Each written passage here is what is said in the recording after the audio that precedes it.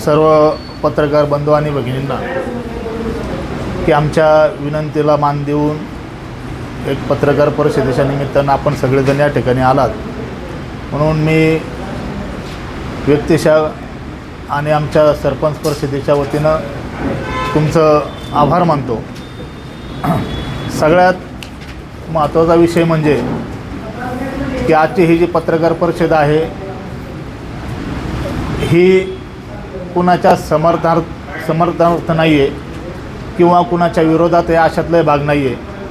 आजची जी पत्रकार परिषद जी आपली आहे ती जनतेच्या दृष्टीनं, जनहिताच्या दृष्टीनं, जनतेला ह्या गोष्टी माहीत व्हाव्यात या दृष्टिकोनातून आजची ही पत्रकार परिषद या ठिकाणी आपण आयोजित केलेली आहे। आजचा आपला जो विषय आहे तो आपल्या पुणे जिल्ह्यामध्ये माननीय दिवंगत उपमुख्यमंत्री अजितदादा पवार आणि जिल्हा परिषदेचे मुख्य कार्यकारी अधिकारी आदरणीय गजानन पाटील साहेब यांच्या संकल्पनेतून जे विजन पुढं आलं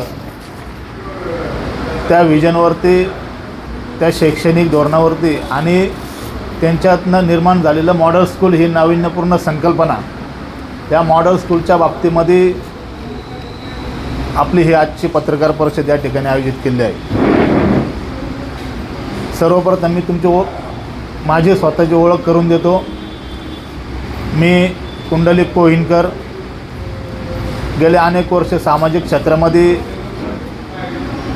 झोकून देऊन काम करतो आहे, अन्यायाच्या विरोधात लढण्याचं काम करतो आहे आणि अन्यायाच्या विरोधात लढत असताना अनेक गोष्टीला सामोरे सुद्धा आम्ही या ठिकाणी गेलेलो आहोत, परंतु कोणत्याही दडपशाहीला आणि भांडवलशाहीला भाग न देता किंवा त्यांना किंमत न देता आम्ही आमचं हे कार्य अविरतपणे आजपर्यंत सुरू केलेलं आहे आणि ह्या कार्याची दखल आपण वेळोवेळी पत्रकार बांधवांनी घेतली, त्यामुळेच आज आपल्या समोर येऊन हे बोलण्याचं मी धाडस करत आहे। जिल्हा नियोजन निधी अंतर्गत 2025-26 यासाठी 303 मॉडेल स्कूलला नवीन इमारत बांधकाम आणि प्रारूप आराखड्याला मंजुरी ही जिल्हा नियोजनच्या समितीमध्ये ज्यावेळेस देण्यात आली, त्यामध्ये 2 लेखाशीर्षच्या अंतर्गत या मॉडेल स्कूलला मंजुरी देण्यात आली। आता मॉडेल स्कूल याच्यामध्ये अर्थच असा आहे की मॉडेल काहीतरी वेगळेपण, नाविन्यपण त्या शाळेमध्ये असायला हवं, त्या इमारतीमध्ये असायला हवं किंवा नाविन्यपूर्णता संकल्पना त्या ठिकाणी निर्माण होऊन विद्यार्थ्यांना जेणेकरून चांगल्या प्रकारचं शिक्षण मिळावं, विद्यार्थी त्या वर्गामध्ये बसल्याच्यानंतर एक चांगल्या विचाराने, एक फ्रेश होऊन त्या वर्गामध्ये बसावा, त्याला आनंद वाटावा आणि हसत खेळत शिक्षण त्या विद्यार्थ्यांनी घ्यावं अशी एक नवीन संकल्पना त्या ठिकाणी उदयास आली आणि म्हणून जिल्हा नियोजनच्या माध्यमातून ह्या 303 मॉडेल स्कूलला मंजुरी देण्यात आल्याच्यानंतर त्यामध्ये 2202K079 या लेखाशीर्षकाची निर्मिती झाली। या लेखाशीर्षकामध्ये सर्व आदर्श शाळांसाठी पायाभूत सुविधा निर्माण करणे, त्यासाठी हे K079 हे लेखाशीर्ष आहे। त्याच्यानंतर दुसरं जे लेखाशीर्ष आहे की 2202J395 या लेखाशीर्षकाच्या अंतर्गत शाळा दुरुस्ती करणे असे 2 प्रकार त्या ठिकाणी निर्माण केले गेले। त्यासाठी संपूर्ण पुणे जिल्ह्यासाठी जिल्हा नियोजनच्या माध्यमातून 2202K079 या लेखाशीर्षकाखाली एकूण 299 शाळांसाठी 16,540.53 लक्ष, आकडा व्यवस्थित लक्षात घ्या, 16,540.53 लक्ष आणि 2202J395 या लेखाशीर्षकाखाली एकूण 263 शाळांसाठी 7,369.75 लक्ष एवढ्या मोठ्या निधीशी तरतूद केली गेली आणि याचा एकूण आकडा जर पाहिला तर 23,910.28 लक्ष एवढी मोठी रक्कम ही जिल्हा नियोजनच्या माध्यमातून ह्या मॉडेल स्कूलसाठी तरतूद केली गेली. त्याच्यानंतरची वर्गवारी अशी केली गेली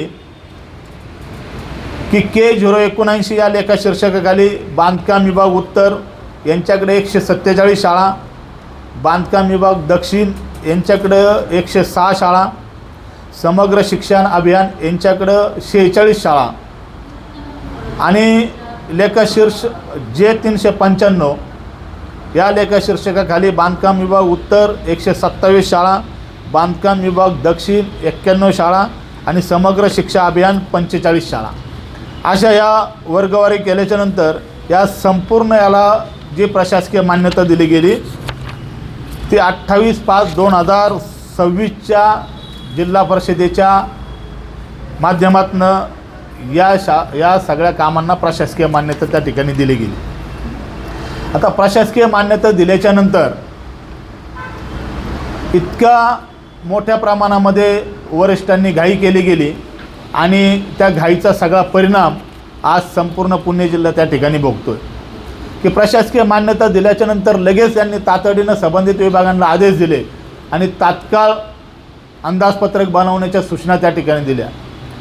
अनेक अधिकाऱ्यांना हे मॉडेल स्कूल समजेईतपर्यंत सगळ्या माध्यमातून त्या ठिकाणी अंदाजपत्रक मागवण्याचं काम वरिष्ठ अधिकाऱ्यांनी केलं.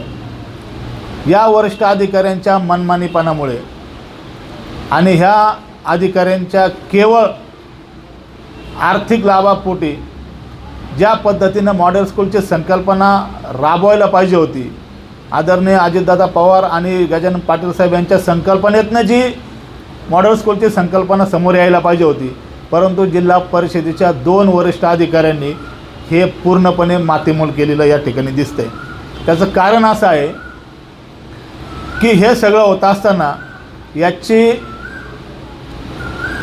आर्किटेक्ट नेमायला पाहिजे होता. आर्किटेक्ट नेमल्याच्या नंतर आर्किटेक्टच्या माध्यमातून तो अहवाल प्राप्त करायला पाहिजे होता. संबंधित ग्रामपंचायत, संबंधित शाळा व्यवस्थापन समितीला हे अवलोकन करायला पाहिजे होतं. त्या ठिकाणी आर्किटेक्टनी जाऊन त्या शाळेची पाहणी करायला पाहिजे होती.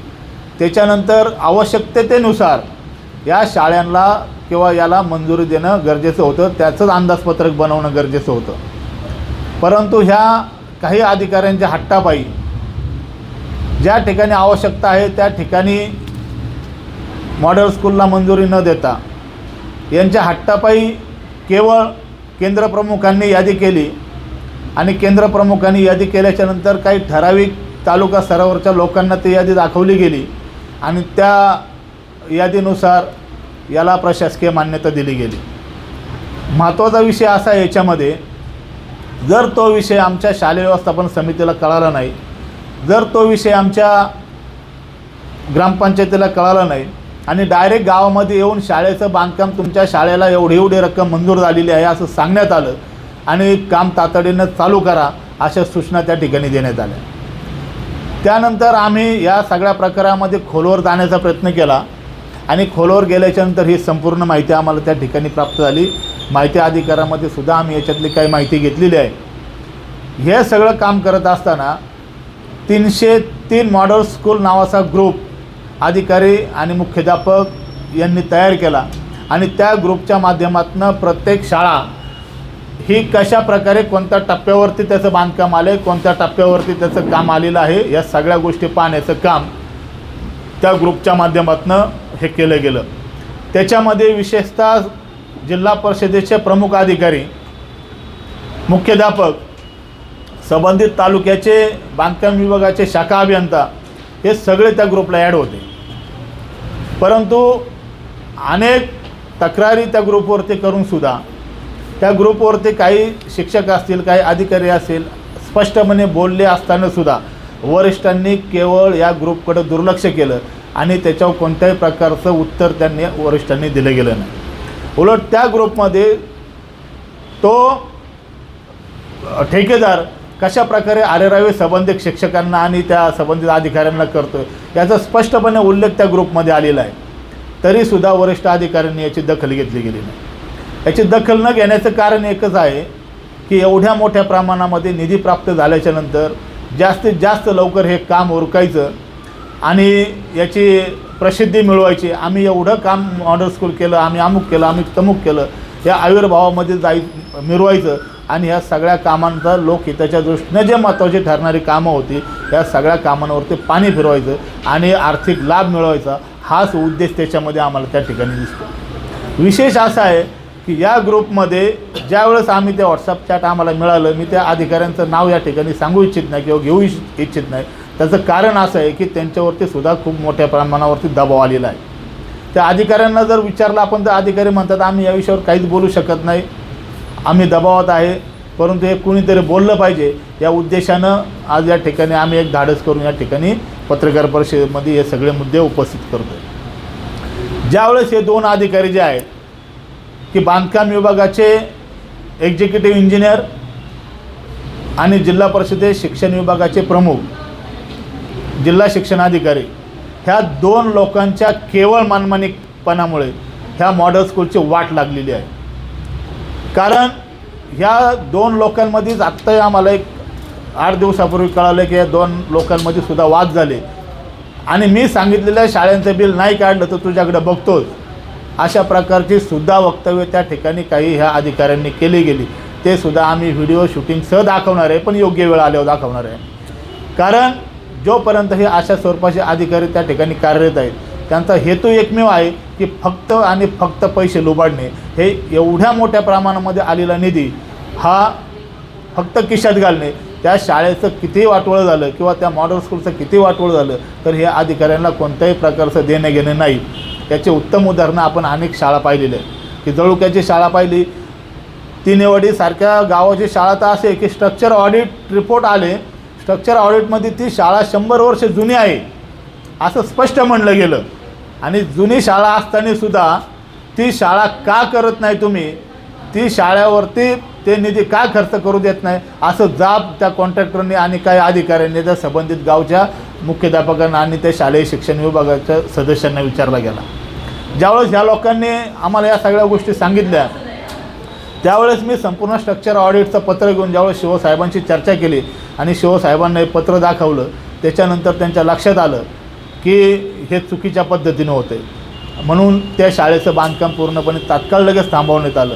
परंतु वस्तुस्थिती अशी आहे हे थांबवत असताना काही कॉन्ट्रॅक्टर आणि अधिकारीसुद्धा त्यांना दम दिला गेला की आत्ता जर निधी जर पाठीमाग गेला तर तुम्हाला भविष्यात कधीच निधी मिळणार नाही आणि ते निधी कसा मिळतो ते सुद्धा आम्ही पाहू, अशा प्रकारचे वक्तव्य काही कॉन्ट्रॅक्टरने आणि काही अधिकाऱ्यांनी सुद्धा त्या ठिकाणी केले. याचा अर्थ काय होतो की तुम्ही तुमच्या घरातले तुम्ही तुमच्या खिशातले पैसे देत नाही ना, हे आमच्या कष्टाचा पैसा आहे, आमच्या घरामधनं जमा झालेला हा पैसा आहे, जिल्हा नियोजनाला जमा झालेला हा पैसा आहे, तेच जर आमच्या शाश्वत विकासासाठी जर वापरला जात असेल तर याच्यावरती तुमचा अधिकार काय. या संबंधित काही लोकप्रतिनिधी काय त्या ठिकाणी बोलतात, काही अधिकारी बोलतात, काही कॉन्ट्रॅक्टर बोलतात, हे सगळेजण मिळून जर लुटायचं काम करत असेल तर याच्याविषयी आवाज उठवणं तितकं गरजेचं आहे. आणि मग एकच कॉन्ट्रॅक्टर तालुक्याला का, प्रत्येक तालुक्याला एकच कॉन्ट्रॅक्टर नेमला, एक कॉन्ट्रॅक्टर नेमला असतानासुद्धा ज्यावेळेस अनेक कॉन्ट्रॅक्टर लोकांनी त्या ठिकाणी त्या निविदा प्रक्रियेमध्ये भाग घेतला, मग अनेक कॉन्ट्रॅक्टरनी ज्यावेळेस निविदा प्रक्रियेमध्ये भाग घेतला असेल तर मग त्यांचं माघारीचं पत्र का घेण्यात आलं आणि माघारीचं पत्र घेतल्याच्या नंतरसुद्धा ते माघारीचं पत्र चालतं का. ऑनलाईनला टेंडर प्रोसेस होती त्यावेळेस त्या कॉन्ट्रॅक्टरचं माघारीचं पत्र चालतं आहे का असा आमचा सवाल आहे. मी साधं एक पत्र लिहून द्यायचं की मी ह्या टेंडर प्रोसेसमधून माघार घेतो आहे, काय कारण माघार घेण्याचं. काही लोकांनी बिलोनीसुद्धा टेंडर भरलेला असतानासुद्धा त्याच्यामध्ये माघारी घेतली गेली, याचा अर्थ काय, हा गोलमाल काय चालला आहे, ही परिस्थिती नेमकी काय आहे. माझी विनंती अशी राहणार आहे की आंबेगावमधले आदरणीय आता शिक्षण समितीचे सभापती वळसे पाटील साहेब आहेत, उपाध्यक्ष आहेत जिल्हा परिषदेचे, त्यांच्या तालुक्यातल्या सुद्धा शाळा आज बंद पडलेल्या आहे. व्हॉट्सअप चॅटला ते सगळं नमूद केलं आहे. म्हणले साहेब आपण याच्याकडे लक्ष देणार आहेत की नाही, आपण त्या ग्रुपमध्ये ॲड आहेत की नाही, तुम्हाला काय ॲड करून घेतलं नाही आत्तापर्यंत त्या ग्रुपमध्ये, आता आम्ही बोलल्यानंतर तुम्ही ॲड होणार आहात का. हे चुकीची पद्धत आहे. दौंडमधल्या परिस्थिती वेगळी आहे, बारामतीतले वेगळे आहे. आमच्याकडं सगळ्या जिल्ह्याचा डाटा आहे आणि अनेक प्रकारे अनेक शाळांमध्ये ह्या प्रकारचे ज्यावेळेस असं वेगळ्या प्रकारचं नुकसान त्या ठिकाणी जनतेचं होतं आहे, तर आम्ही ते कदापि सहन करणार नाही. आणि जर ह्या पुढच्या कालखंडामध्ये असं होणार असेल आणि केवळ पदाधिकारी आणि काही अधिकाऱ्यांच्या म्हणजे आज जर नुकसान सगळ्यात जास्त होत असेल आपल्या देशाचं आणि आपल्या या महाराष्ट्राचं, तर ह्या बेकारचोट राजकारण्यांच्यामुळंच हे सगळं नुकसान होतं आहे. याला जबाबदार जे कोणी आहेत यांच्यावरती कारवाई होणं गरजेचं आहे. पण मुद्दा असा येतो की कारवाई नेमकी करायची कोणावरती. ज्यावेळेस आम्ही कारवाईसाठी मागणी करतो त्यावेळेस चोरांची तक्रार महाचोरांकडे केल्यासारखी होती, कारण हे सगळे सामील आहे त्याच्यामध्ये. आणि हे चोरांनी यांनी आम्ही सांगायला गेलो की इथं एवढा भ्रष्टाचार झाला, इथं एवढा अनियमितता झाली, आपण कुणाकडे सांगायला जातो, त्यांच्या वरिष्ठांकडे सांगायला जातो. वरिष्ठ त्याच्या सामील ऑलरेडी पहिलाच असतो. मग नेमकी तक्रार करायची कोणाकडे हा मोठा प्रश्न आज जनतेसमोर आहे. कारण अनेक तक्रारी करूनसुद्धा त्याच्यामध्ये काय साध्य झालं याचं मी अनेक वेळा ह्या ठिकाणी पाहिलेलं आहे. लोकायुक्तांपर्यंत तक्रार केल्या तरीसुद्धा त्याच्यामध्ये कशा प्रकारचे चुकीचे अहवाल बनवायचे, लोकायुक्तांना पाठवायचे. हे प्रशासनामध्ये काही जे अधिकारी आहेत ते हेच काम करतात की चुकीच्या पद्धतीने नियोजन करायचं आणि आपल्याला याचा कसा आर्थिक लाभ होईल याचा जास्त विचार त्या ठिकाणी काही अधिकारी जाणीवपूर्वक करत आहेत. माझा मुद्दा या ठिकाणी असा आहे की आपल्याला धोका इतर देशांकडनं किंवा इतर व्यक्तींकडं नाही, तर तो धोका फक्त आपल्यात निर्माण झालेल्या ह्या राजकीय पदाधिकाऱ्यांच्या मनमानी आणि याच्या बेकारचोटपणामुळंच हा सगळा आपल्याला, आपल्या देशाला, आपल्या राज्याला आणि आपल्या विकासाला धोका पोचतो आहे. म्हणून शाश्वत विकासामध्ये काम करत असताना शाश्वत होणं गरजेचं आहे आणि ते शाश्वत कोणत्याही प्रकारे होत नाही. आणि म्हणून त्या संदर्भातला आवाज उठवणं एक नागरिक म्हणून आणि एक माझं कर्तव्य म्हणून त्या ठिकाणी मी आज पत्रकार परिषदेला सामोरे जात आहे. आपले काही या संदर्भात प्रश्न असेल तर आपण विचारावेत असं म्हणायचं का तुम्हाला? 100% याच्यामध्ये भ्रष्टाचार होतो आहे. याचा अर्थ असा आहे की एवढ्या मोठ्या प्रमाणात निधी उपलब्ध असताना सुद्धा कामं का पूर्ण होत नाहीत, ते कामं का दर्जेदार होत नाहीत, हे कुणी पाहिजे? सध्याच्या राजकीय पुढाऱ्यांनी त्या ठिकाणी हस्तक्षेप करणं त्यांची जबाबदारी नाही आहे का? तुम्ही ज्यावेळेस चिठ्ठ्या देता लिहून की ह्या माणसाला काम मिळालं पाहिजे, त्या माणसाला काम मिळालं पाहिजे, मग ज्यावेळेस तुम्ही त्यांचं त्या कॉन्ट्रॅक्ट अधिकाऱ्यांचं त्या ठेकेदारांचं शिफारस देता, मग तुमची जबाबदारी काहीच नाही घ्या सगळ्या प्रक्रियेमध्ये. तुम्ही काय करताय? पदाधिकारी म्हणून तुमची जबाबदारी काय, तुमचे कार्य आणि कर्तव्य काय आहे याचं भानसुद्धा पदाधिकाऱ्यांनी भविष्यात ठेवायला पाहिजे. आता ही पत्रकार परिषद घेत असताना आता ह्या 35 शाळांचा विषय फक्त खेड तालुक्यापुरता मर्यादित आहे. जिल्ह्यामध्ये 299 शाळांचा विषय आहे. हा विषय जिल्ह्याचा सांगतोय मी, नुसता खेड तालुका घेऊन आपल्याला जमणार नाही, कारण हे पूर्ण जिल्हाभर रॅकेट आहे. हे जिल्हाभर हे सगळं चालले, अनेक गोष्टी त्याच्यामध्ये सामोरे आलेल्या आहेत. आणि म्हणून माझी विनंती आहे की पदाधिकाऱ्यांनी याच्याकडे लक्ष देणं गरजेचं आहे. त्याच्यामध्ये मान्य आता नवीन जिल्हा परिषद सदस्य त्या ठिकाणी निवडून गेले किंवा त्या झेडपीच्या उपाध्यक्षांना, शिक्षण समितीच्या सभापतींना त्या ग्रुपमध्ये ॲड करावं, जेणेकरून त्यांना ते बातम्या समजत जातील, माहिती होत जातील. आज कोणत्याही प्रकारची माहिती होत नसल्यामुळं किंवा जनतेला या सगळ्या गोष्टी कळत नसल्यामुळं हे दाबून नेण्याचं काम हे सगळी यंत्रणा करत आहेत आणि याच्यामध्ये निश्चितप्रमाणे मोठ्या प्रमाणामध्ये भ्रष्टाचार झालेला आहेच. या ठिकाणी मॉडेल स्कूलची कामं चालू आहे शाळेची, तिथले स्थानिक जे असतील सरपंच सदस्य किंवा शाळा व्यवस्थापन समिती, ते काही आवाज उठवत नाहीत. हां, मुळात त्यांच्यापर्यंत ज्यावेळेस आवाज उठवण्याचा भाग येतो, मुळात त्या व्यक्तींना ह्या गोष्टी अवगत केल्या गेल्याच नाहीत. हा पहिला मुद्दा. त्यांना जर सांगितलंच नाही, डायरेक्ट येऊन तुमच्या गावामध्ये आम्हाला काम चालू करायचं आहे, आम्हाला शाळा रिकामी करून द्या, आम्हाला जागा द्या, असं जर म्हणलं तर आमचे सरपंच, आमचे ग्राम शिक्षण समिती सदस्य हे काय बोलणार आहे? आणि कित्येक दिवसानंतर गावात निधी प्राप्त होत आहे, त्याच्या आविर्भावामध्ये आमचे सरपंच, आमचे सदस्य त्या ठिकाणी राहतात. मिळालेला निधी आपलं काम होणं त्यांना गरजेचं असतं, म्हणून त्या ठिकाणी ती लोक आवाज उठवत नाही. परंतु आत्ताच्या ह्या परिस्थितीमध्ये अनेक लोकांना आम्ही सांगितल्याच्या नंतर अनेक ठिकाणी आवाज उठवला गेला आणि अनेक ठिकाणच्या शाळासुद्धा ज्या चुकीच्या पद्धतीने चालू झालेल्या आहेत त्याच्यावरती तक्रारी झाल्या, आवाज उठवला गेला, शाळासुद्धा काम बंदसुद्धा पाडली गेलेली आहे. आता खेड तालुक्याच्या जवळपास अशा कोणत्या जवळपास समजा पत्रकारांना जाऊन पाणी करायचं तसं 4-2 शाळांची नावं सांगू शकता? 4-2 शाळांचे नाव आता तुम्ही जळुक्याचं उदाहरण पहा. आपल्या चॅनलने लावलं होतं ते एक मॉडल स्कूलचे मालिका लावली होती, त्याच्यामध्ये आहे, तुम्ही पाहू शकता. अजून 2-3 शाळा आता तिनेवाडीसारखी शाळा आहे, त्याच्यानंतर वाळससारखी शाळा आहे. तुम्ही जाऊन प्रत्यक्ष पाहू शकता, त्याच्यावरती काय अडचण नाही त्याच्यात. एकूण ही सगळी माहिती मिळेलच समजा कुठल्या कुठल्या शाळांमध्ये काय प्रकार चालू आहे. परंतु मला सांगा, जिल्हा नियोजनचं अध्यक्षपद हे पालकमंत्री आणि कलेक्टर यांच्या माध्यमातून सगळं होतं. मग तुम्हाला थेट आरोप त्यांच्यावर आहे का की त्यांनी याच्याकडे दुर्लक्ष केले आणि मुळात भ्रष्टाचार परिस्थिती होतो? अशी आहे की ज्यावेळेस पालकमंत्री महोदयांच्या संकल्पनेतून ही नाविन्यपूर्ण संकल्पना समोर आली, दिवंगत उपमुख्यमंत्री अजितदादा पवार हा खरोखर कामाचा माणूस होता, परंतु त्यांच्या संकल्पनेतनं ज्यावेळेस ही बाहेर आली, दुर्दैवानं त्यांचं निधन झालं. नाहीतर आम्ही त्यांना ह्या सगळ्या गोष्टी दाखवल्या असत्याच आणि याच्या अगोदरसुद्धा त्यांना आम्ही बऱ्याच गोष्टी त्यांच्या कानावर घातल्या होत्या आणि त्याचे परिणामसुद्धा त्यांनी त्या ठिकाणी कारवाईसुद्धा केली गेली होती. तर पुढचं तुमचं धोरण काय असणार आहे? एवढ्यावरच पत्रकार परिषद घेऊन थांबणार का अजून काही पुढची पावलं आता आमचं धोरण त्या ठिकाणी एकच असणार आहे की ह्या 35 शाळांच्या संदर्भामध्ये किंवा ह्या 289 शाळेच्या संदर्भामध्ये हा जो काही विषय झाला, भविष्यामध्ये पुन्हा याच्या डबल शाळा करायचं ठरवलेलं आहे की म्हणजे आमच्या खेड तालुक्यामध्ये 35 शाळा आहेत, तर आता पुढच्या टप्प्यामध्ये 70 शाळा येणार आहेत. 70 शाळांना मंजुरी त्या ठिकाणी. मग हे पाठीमागच्या 35 शाळांची जी परिस्थिती झाली ती पुढच्या 70 शाळांची होऊ नये, हा आमचा मूळ मुद्दा आहे त्याच्यामध्ये. आणि याच्यावरती गांभीर्याने लक्ष आता आम्ही त्या ठिकाणी ठेवणार आहे. आम्ही त्या ठिकाणी लोकांचं प्रबोधन करणार आहे, लोकांना सांगणारे जाऊन. ती दुसरी गोष्ट म्हणजे प्रशासनाला सुद्धा आमची विनंती आहे की ज्या ज्या ठिकाणी तुम्ही ह्या शाळेचं बांधकाम करताय, ज्या ठिकाणी शाळेची दुरुस्ती करतात, त्या ठिकाणी तुम्ही बोर्ड लावायला अडचण काय तुम्हाला? आज एकाही ठिकाणी 289 शाळेवरती एकाही ठिकाणी या कामाच्या संदर्भातले एकही बोर्ड लावलेला नाही. काय अडचण आहे तुम्हाला बोर्ड लावायला?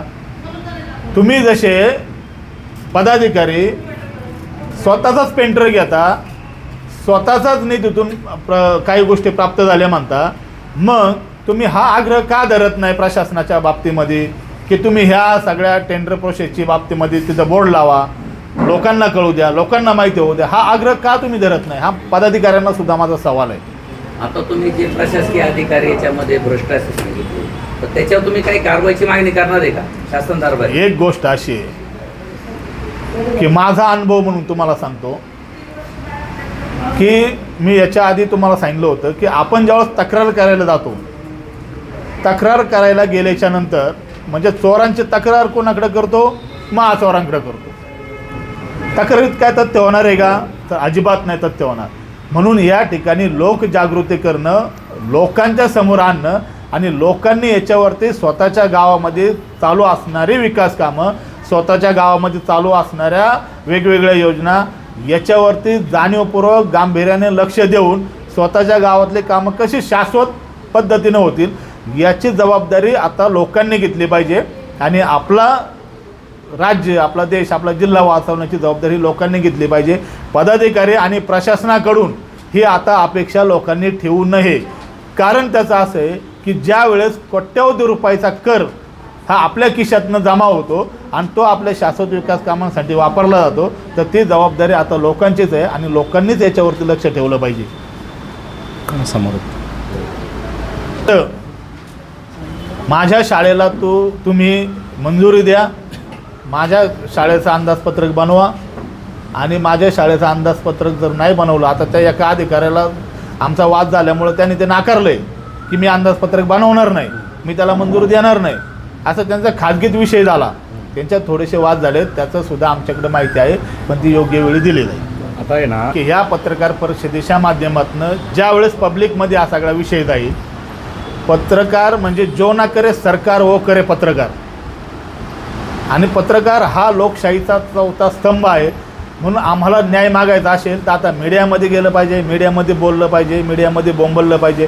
किमान बोंबलण्याची भूमिका जरी 10 लोकांनी रोज घेतली आणि तुमच्यासारख्या पत्रकारांनी त्याला जर चांगल्या प्रकारे प्रसिद्धी दिली, तर हे लोकहिताच्या दृष्टीनं समाजामध्ये जाईल, समाज जागृत होईल. हा याच्या पाठीमागचा मुख्य उद्देश आहे.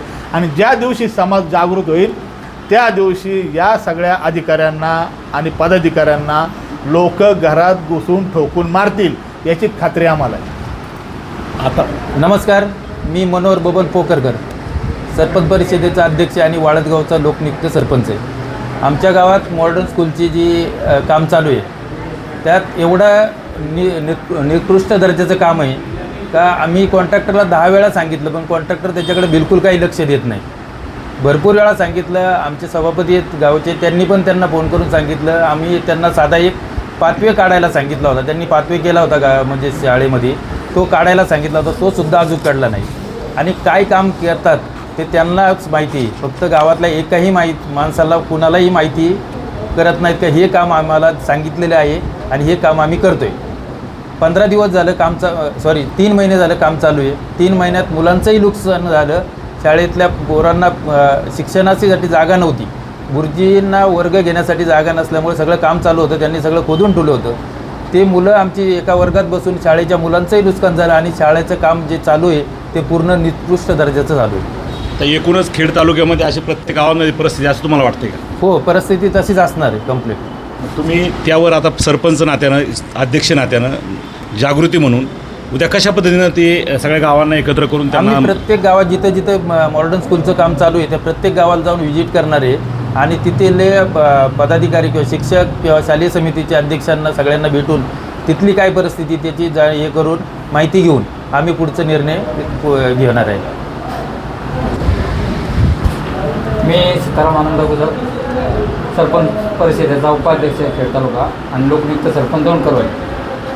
जल जीवन मिशन योजनेअंतर्गत जी तालुक्यात कोट्यवधी रुपयाची कामं चालू आहे ती बोटावर मोजणे इतक्या गावातच उत्कृष्ट चालू आहे आणि जवळजवळ 80% कामं ही निकृष्ट दर्जाची.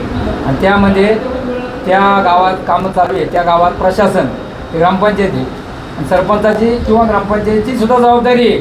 ते काम चालू असताना ते निकृष्ट दर्जाचं आहे का चांगल्या दर्जाचं आहे ते पाहण्याचं. कॉन्ट्रॅक्टर काम करून जाणार असतो पण वर्षानुवर्षे ती योजना आपल्याला राबवायची असते आणि ते काम करण्याचं चांगल्या प्रकारे कसं होईल हे सरपंचाची आणि पूर्ण बॉडीची जबाबदारी आहे. आता माझ्या गावाचं जर उदाहरण द्यायचं झालं तर माझ्या गावाची योजना 6 महिन्यापूर्वीच करण्यात येऊन पूर्णपणे चालू आहे.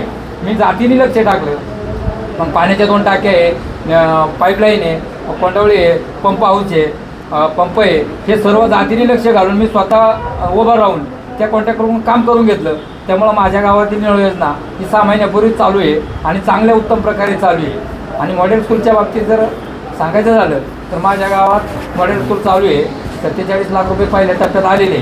पण माझी जागा ही 1976ला गायरान म्हणून होती.